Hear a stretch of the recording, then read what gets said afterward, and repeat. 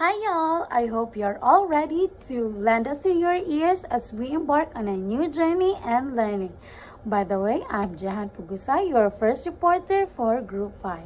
And for today's lesson, we will be talking about Lesson 6, the International Commercial Terms. So, a quick overview about our topic for today. So, in any business transaction, commercial terms is very important. So, kani siya nga terms, ginaklaro ang extent sa rights and responsibilities na kailangan i-assign to every party in the agreement. So, buot pasabot, each of the party involved becomes aware sa ilahang rights o duties which they can exercise and enjoy as stipulated in the contract. So, kani siya na awareness is makatabang para maka-generate og orderly and smooth na implementation sa business agreement. The introduction of internationally accepted commercial terms makes business agreements much easier to conclude. Kani kay tungod, both parties involved sa agreement kay naa sila common understanding sa mga commercial terms na ginagamit. Kung naay panaglalis na mahitabo sa business agreement, mas dali siya ma-resolve kay ang mga technical o legal terms kay well understood by all parties by the use of commercial terms. Ang pag-approve sa internationally accepted commercial terms or Incoterms nahitabo during the International Chamber of Commerce meeting in Paris in 1936. So, then later on became the used terms in foreign trade. So, the Paris meeting had defined Incoterms to specify the roles and obligations of the buyer and seller in the agreement of transportation and other responsibilities. They also clarify several key points: when the ownership of the merchandise takes place, who incurs the cost and risk, and who files the documents necessary to make the transaction. So these terms are incorporated into export-import sales agreements and contracts worldwide and are necessary part in foreign trade. So now let's start our discussion, and our first topic would be about the Incoterm, so which stands for International Commercial Terms. So kani siya is primarily ginagamit sa business transactions with the outside world. You might be thinking, asa man ang outside world? Sa gawas sa balay ni Big Brother? Sa Encantadya baka karon? Just kidding. So by outside world, meaning a business transaction with someone outside your country. May it be Philippines and Japan, Philippines and South Korea, Saudi Arabia, and US. So kaning Incoterm, primarily ginagamit siya sa mga business transactions like distribution of goods, issues involving regulation of transport charges, identifying and defining the place where transfer of merchandise will take place, and the transport risk involved, which justifies support for owners and addresses the chance of damage to goods when shipped to its destination, determining the obligations of both seller and the buyer, identifying the cost relative to the transaction and the one who will shoulder it, identifying the risk involved in the delivery of goods, and making international commercial transactions more to adapt to the most contemporary commercial practices.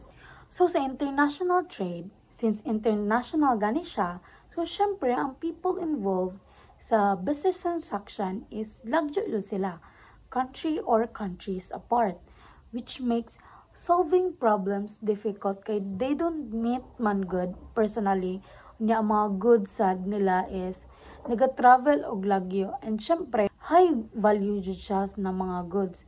So dili jud malikaya na naay misunderstanding og problems na mag-arise. So diri na ni sulod si Incoterms. Si Incoterm karon ang nagatabang para ma-fix ang mga issues by clearly setting rules about the responsibilities, risk, and costs. Incoterms make it easier for buyers and sellers to understand each other and reduce the chance of problems in international transactions. Si Incoterms, dako siya og coverage. There are different groups or areas na covered niya. And one of this is Group E or E of terms. Kani siya na mga terms is ginagamit siya during departure sa goods. First term we have here is Ex-works or EXW. So sa EXW, ang responsibility ni seller is very simple. Kailangan lang nila buhaton ilahang goods and have them ready and available in their own place like their factory or warehouse. So the seller should properly pack the goods, but after that, si buyer na ang mag-take over. Si buyer, kailangan siya moadto sa location ni seller, arrange and pay for all transport, insurance, and export tasks, and handle everything needed to get the goods to their final destination. So, ang risk and cost, pwede ma-shoulder either ni seller baka karon or ni buyer. Depende sa masabutan nila sa ilahang contract of sale. So, this term applies to all types of transportation, may it be sea, air, land, or rail. So, another term would be buyer. So, usually, kani si buyer which is considered as importer, siya ang responsible para mobayad og insurance to cover the goods during shipment and pays all related costs and risks. Pero kung sa ilang sales contract says differently, so si seller karon which is ang exporter must arrange and pay for insurance and handle the risk. So depende ra jud na siya unsay masabutan nila, unsay ibutang nila sa ilahang sales contract. So let's say for example, if ang goods is gikan Australia, then kailangan siya i-ship elsewhere, let's say South Korea. So whether the buyer or the seller pays for insurance depends on the contract terms.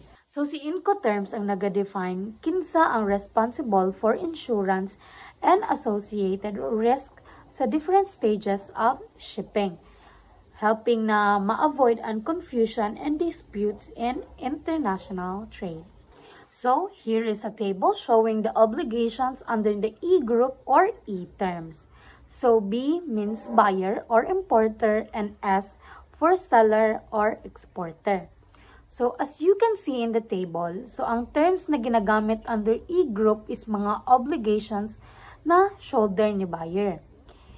Inland freight in seller's country, delivery to the carrier or frontier, export custom clearance, payment of customs charges and taxes in seller's country, loading to the main carrier and port charges, main carriage or freight, cargo, marine insurance, unloading from the main carrier and port charges, customs clearance in buyer's country, payment of custom duties and taxes in buyer's country, inland freight in buyer's country, and other costs and risks in buyer's country. Good day everyone. So we are here in the topic of Group F or F terms. Under this term, the free carrier FCA clause states that the title and risk is passed to the buyer, including the expenses for transportation and insurance at the time the seller delivers the goods cleared for export to the carrier. So the free carrier FCA term is one of the most flexible and commonly used shipping arrangement in the international trade. Under this term, seller's responsibility ends when the goods are cleared for export, delivered to the carrier or transport agent selected by the buyer, loaded into the buyer's collecting vehicle if the delivery happens at the seller's premises. Under this condition are fulfilled, first is the risk and ownership transfer to the buyer, and any additional expenses for transportation and insurance beyond that point are shouldered by the buyer. So the key features of FCA, so the seller's responsibilities, prepares and package the goods properly, handles the export documentation and custom requirements, arrange loading of goods onto the buyer's carrier if the delivery is at seller's location, and the buyer's responsibility decides the mode of transportation, so pays for shipping, insurance, and onward charges, assume all risks after acceptance of the goods, FCA is also adaptable because the buyers may assign someone else, such as forwarding agent or broker, to pick up the goods. Once the goods are handed over to this assigned person, the seller's job is complete. The second F or F terms is the free alongside ship FAS clause. Requires that the title and lease should be passed only to the buyers, including payment of all transportation and insurance costs when the merchandise been delivered alongside ship by the seller. So FAS, or free alongside ship, is a sea or inland water transport term, meaning it only applies when the goods are moved by vessel. Under this arrangement, the seller fulfills the delivery obligation when the goods are placed alongside the ship. For example, warp, the goods are cleared for export. At this point, ownership and risk transferred to the buyer. So the buyer becomes responsible for loading the cargo to the ship and paying all related charges. So the seller's obligation under FAS: arrange export clearance and documentation, deliver goods to the specific port location, shoulder transportation costs up to delivery alongside the vessels. However, the seller does not pay for first is the loading goods onto the ship, second the ocean freight, third is the marine insurance. So the buyer obligation: once the seller delivers the goods alongside the ship, the buyer must pay for loading the goods on board, handle the international shipping costs, obtain insurance, and bear risk of loss or damage from the point onward. FAS is commonly used for bulk cargo such as minerals, grains, or industrial commodities.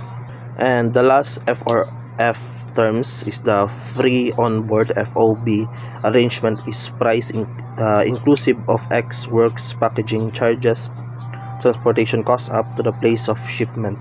So the sellers the free onboard arrangements, the seller's responsibility extends further compared to FAS. The seller completes delivery when the goods are loaded on board the vessel. Export customs procedures are completed. At that moment, risk and responsibility shift from seller to buyer. The goods are officially under buyer's control at sea. Seller's responsibility under FOB: pay for inland transport to port, handle packaging, weighing and quality checks, secure custom clearance and export documentation, load the goods onto the ship. As critical requirements under FOB is the bill of landing, which must state ship on board, include the loading date, bear the signature of the shippers or authorized party. This document becomes legal proof that the goods have been properly loaded and delivered.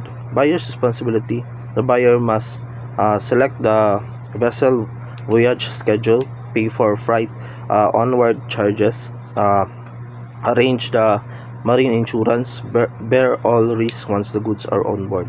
FOB is widely used for containerized goods and general international shipping transactions. The following is an illustration of who and what in terms of obligation to be fulfilled by either the seller or the buyer. So obligation under the F group or of F terms. So B is the buyer importer, S is the seller exporter. So you can see in the illustration the FCA, FAS, FOB, and so on. So di na ako siya i-discuss further because understandable naman ang illustration. Good day everyone, I'm Charina Gonzalez and I'll be reporting the Group C or the C terms. In these terms, we have here the agreement of carriage between the seller and the buyer, or pagpadala sa isa ka product into a different countries. And we have a different types of agreement under this agreement. First, we have the cost and freight.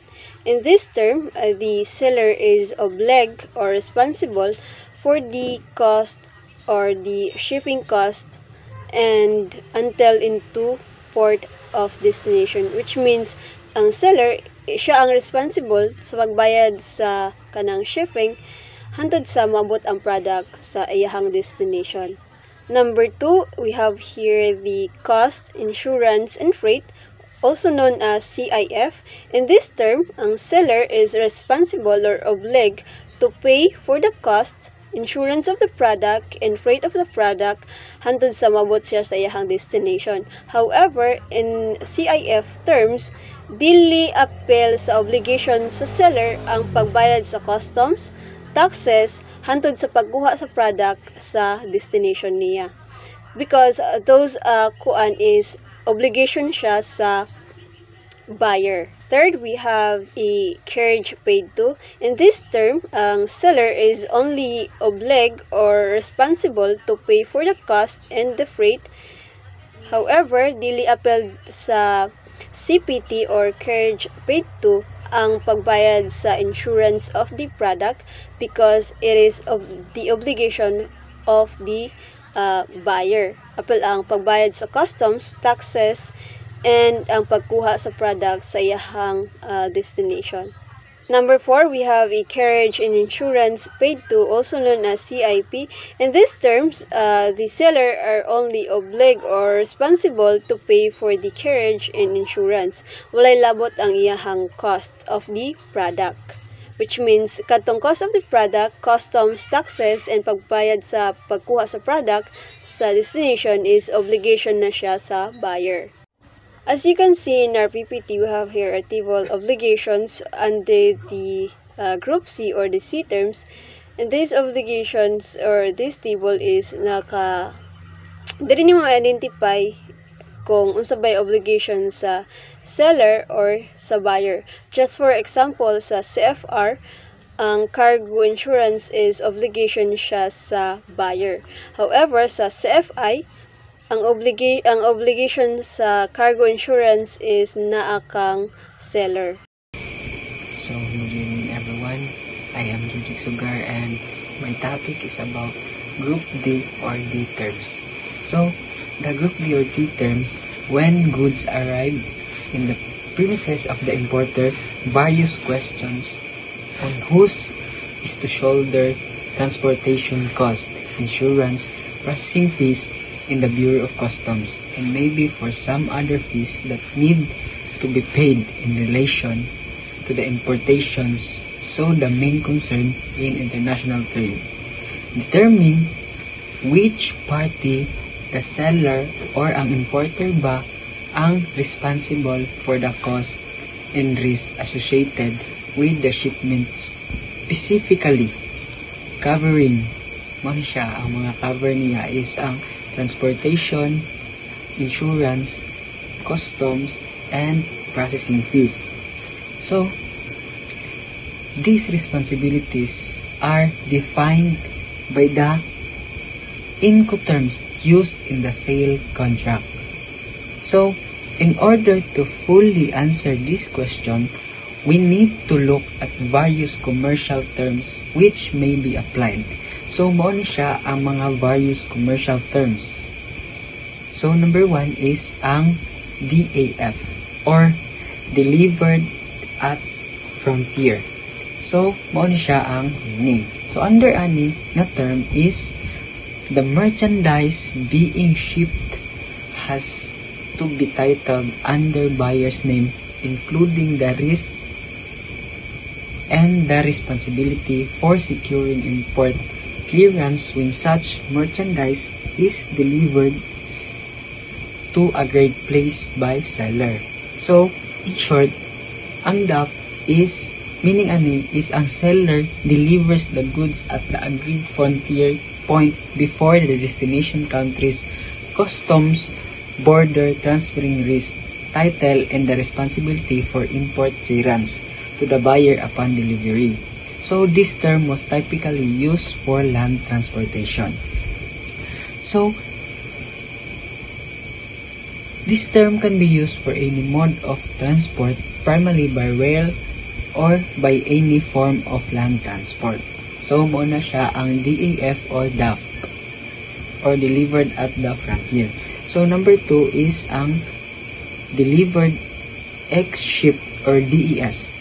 So, this term makes the transfer for title over the goods the risk and responsibility over vessel discharge, secure of import clearance, and cost for unloading cargo, insurance, unloading from the main carrier, and port changes.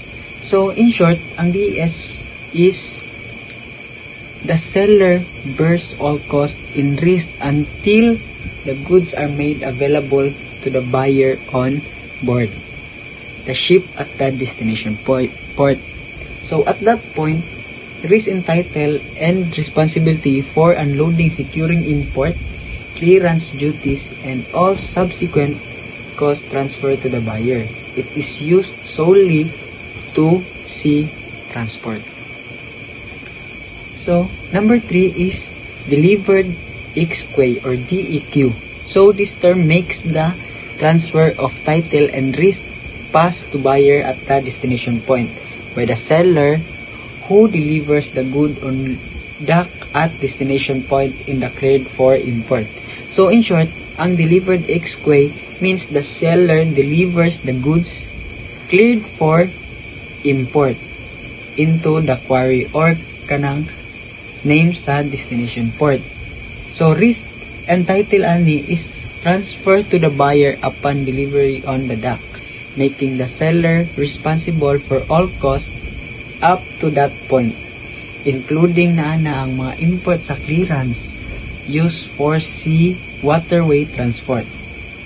So, muna siya ang DEQ or Delivered Ex-Quay.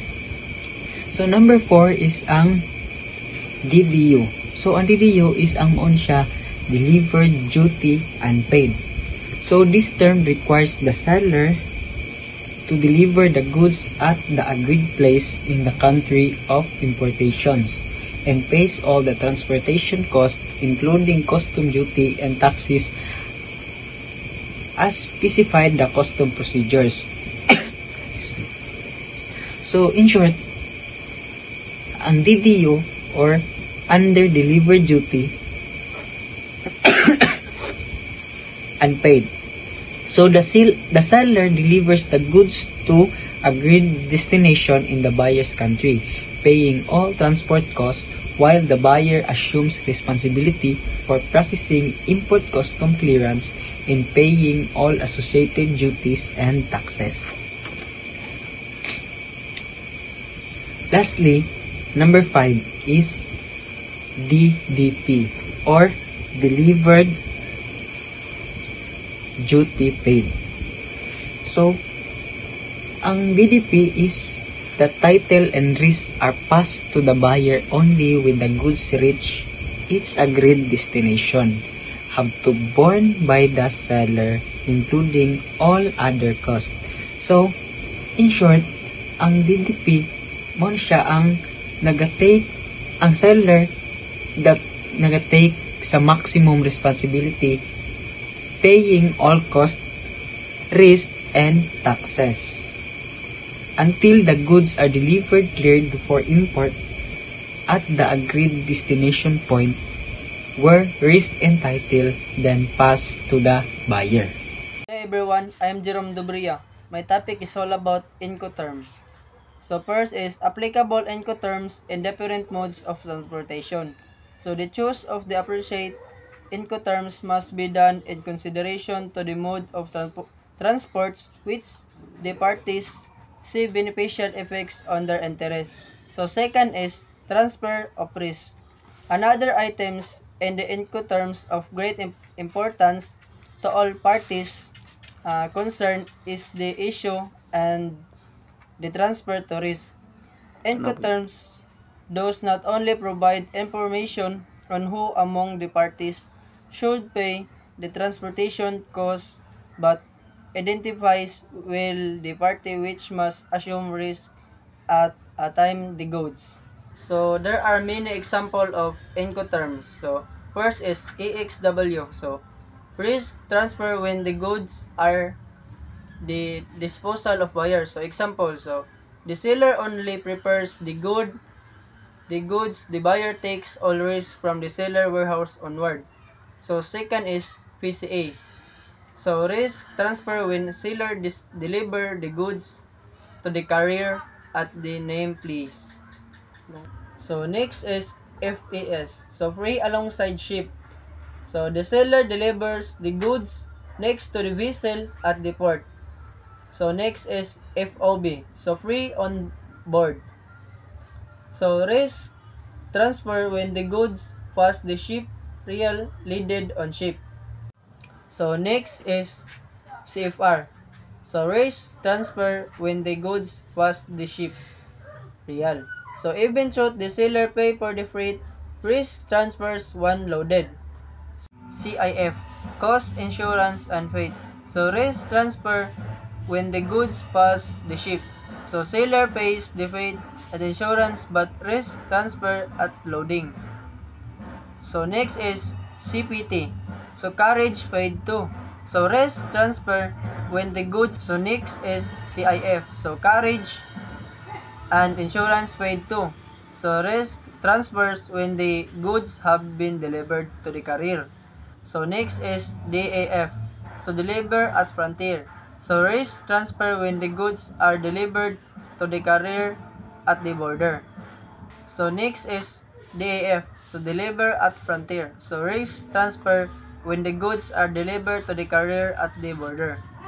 So next is DAS. So delivered ex ship. So risk transfers when the goods are placed at the disposal of the buyer and board to ship. So deliver ex quay.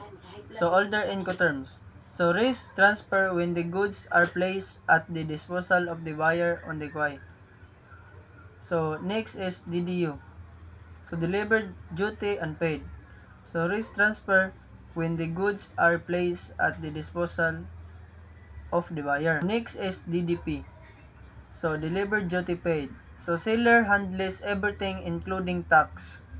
So example, the International Chambers of Commerce ICC creates the update of Incoterms rules. So Incoterms are revised almost every 10 years. So 1990 and 2000 and 2010 and now 2020. So for the 2020, drafting committee of expert prepared the rules and took effect on January 1, 2020. And for the first time, members from China and Australia were included. The ICC greeted feedback from over 150 members countries. So Incoterms 2020 were released in the late 2019 and took effect on January 1, 2020. So next is removal of EXW and DDP Incoterms. So EXW and DDP might be removed because they are mostly used for domestic transactions, not international trade. So EXW example, a seller in Manila puts the goods in his warehouse.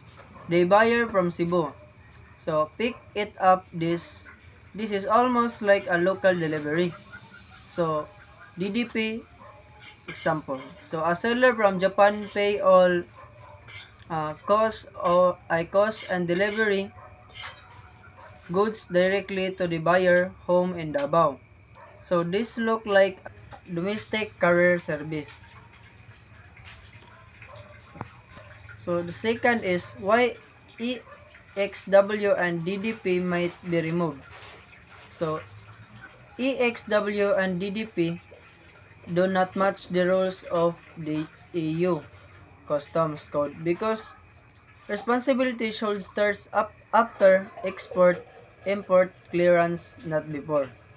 So under EXW, so the buyer is responsible for export clearance even though he is not another country. So this conflicts with EU rules. So under DDP, so the seller handles import clearance even though he is not the same country. Also conflicts. So next is removal of Incoterms pass. So fee is free alongside ship. So is relay used and is almost the same as VCA when delivering goods to the port. So, under VAS, seller place good beside the ship at the pier. So, under PCA, can also deliver goods to the dock same place but with a fewer problem.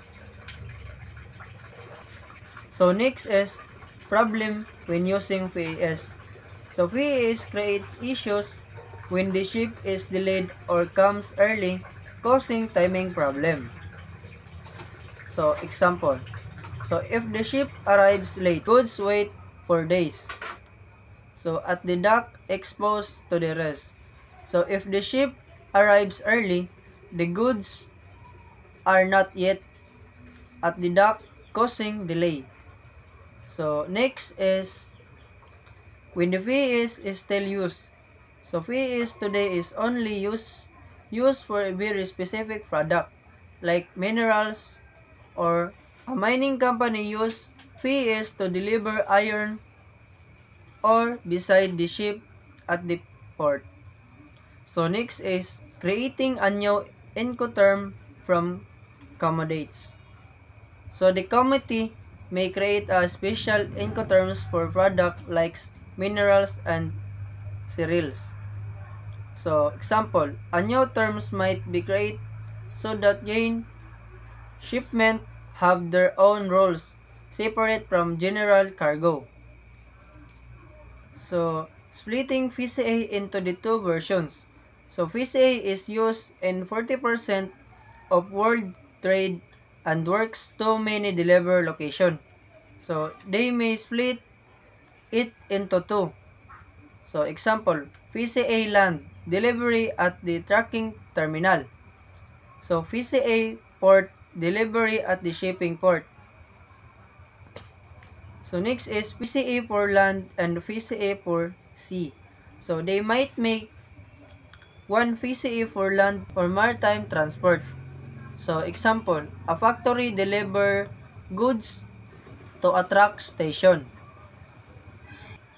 So, another seller deliver goods to a port terminal of PCA-C. POB and CIF for container shipping. So, even though the ICC said POB and CIF should not be used for container, use PCA and CIP instead. Many companies still use POB and CIF. So, example, a company shipping container from Manila to Singapore use POB Manila even though ICC recommend VCA instead. So, why companies still use POB and CIF? So, POB and CIF are all popular terms. Many people still use them because they're familiar.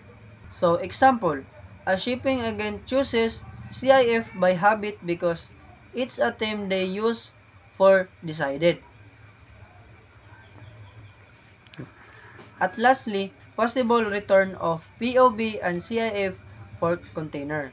So, POB and CIF may become allow against for container shipping in Incoterms 2020, like before 2010. So, example, a cargo in a container sent from Manila of Sydney from Sun. So, use POB Manila against legally under Incoterms 2020. So, my name is Nathaniel S. Maybuena and I am the next reporter for Group 5. So, the new Incoterm would cover the gap between FCA or Free Carrier and CRF cost and freight. CNI is designed to bridge the gap between the two because unlike the FCA, so CIN includes the cost of international insurance for the seller exporter. And unlike CRF, CNI does not include freight cost. So CNI is arrival Incoterm, meaning the risk of transportation transfer from the seller to buyer at the port of departure. So as with the FCA, na siya DDP, so delivered duty paid. So also generates some problems due to the fact that the custom duties in the importing country are paid by the exporter seller, regardless of the place of delivery of the goods.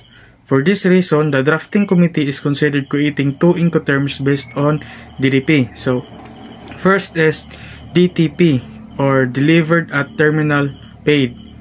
When the goods are delivered to a terminal like port, airport, transportation center, or etc. in a country of the buyer, and the seller assumes the payment of the custom duties. So DTP indicates that the seller delivers the goods to a named terminal in the buyer's country and pays for all the cost up to that point. So mo'y magbayad siya hantod madawat sa buyer. So the risk usually transferred to the buyer once the goods reach the terminal, but the exact point should be specified in the contract. So mo transfer na ang risk pag abot na dito sa ilahang gisabutan. So DPP, so delivered at place paid. When the goods are delivered at any place other than a transport terminal, for example at the buyer's address, and the seller assumes the payment of the custom duties. So DPP indicates the seller delivers the goods to a buyer at a named place and pays for all the cost up to that place. So include freight in sometimes import duties. So pareha to ganina pero dili lang siya sa airport terminal, na siya specific nga address. So risk usually transfer when the goods are delivered at the named place. So the drafting committee is analyzing other issues to include in the new version of the Incoterms 2020. So among them are transportation security, regulation on transportation insurance, the relationship between the Incoterms and the international sale contract. So how to use Incoterms 2020? So in order to use Incoterms, this must be clearly stated in the contract of sale by indicating the Incoterms, rule chosen, the port, designated place, or location, followed by Incoterms 2020. For example, CIF Hong Kong Incoterms 2020. So the choice of the Incoterm is the choice of Incoterm is an integral part of a commercial transportation transaction. It has to be done in function with the organizational capacities of the enterprise, the type of transportation used, the level of service that the enterprise wishes to provide to the client of the resources of its supplier, or it could be in the function to the common practice of the market, or the practice used by the competitors, etc.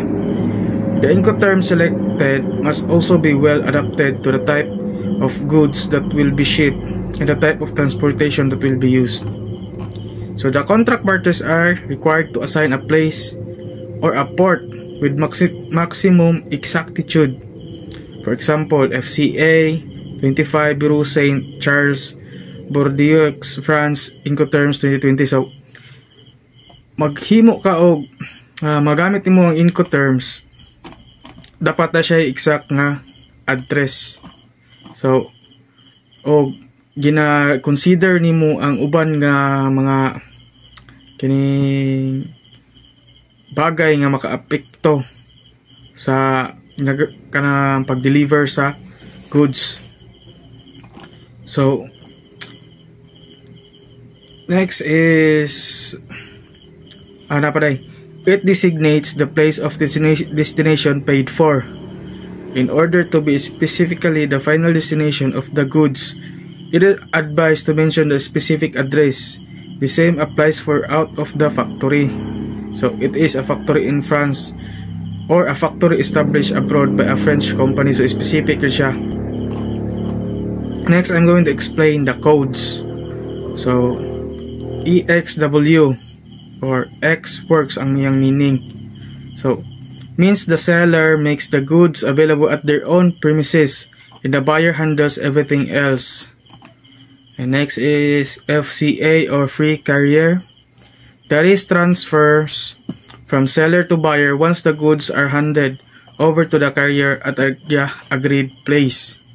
So CPT or carriage paid to means that the seller pays for the transportation of the goods up to a named destination, but risk transfer to the buyer once the goods are handed over to the first carrier.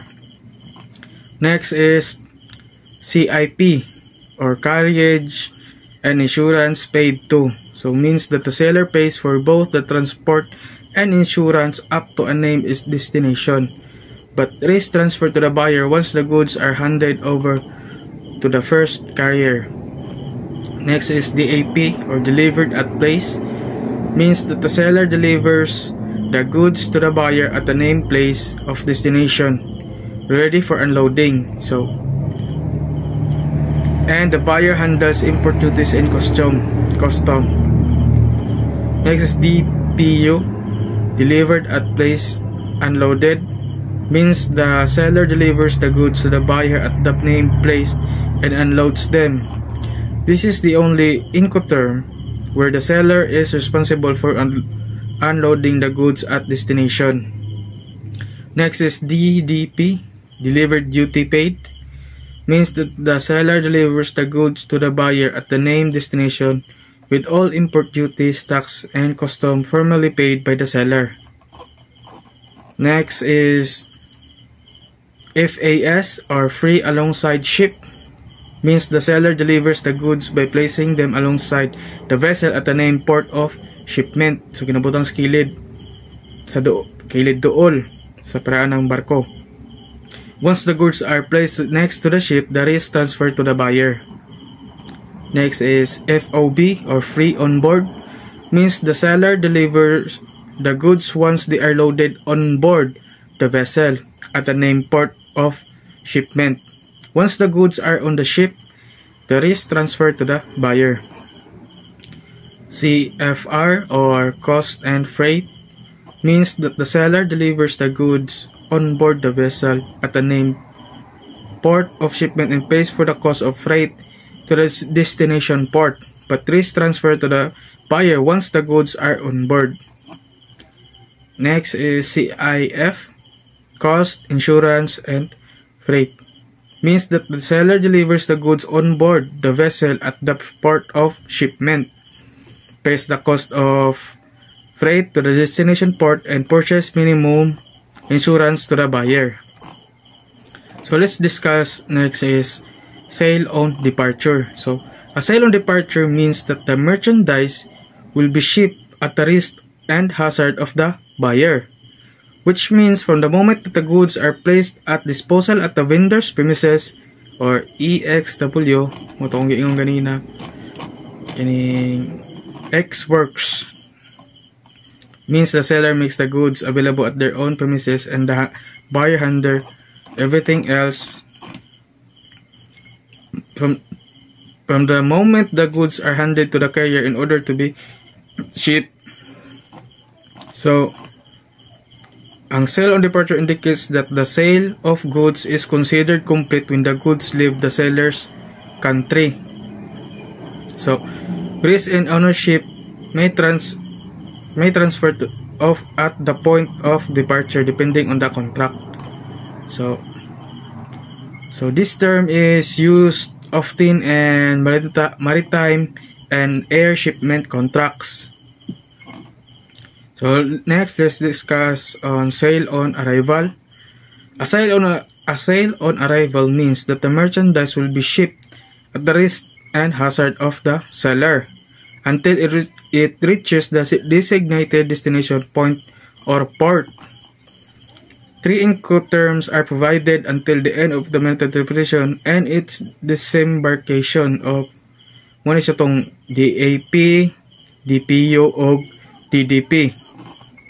So, sale on arrival indicates that the sale of goods is considered complete only when the goods reach the buyer's country or agreed destination. So that's all on my topic, and thank you for listening. And here ends our presentation. Hope you have learned something from us. Thank you.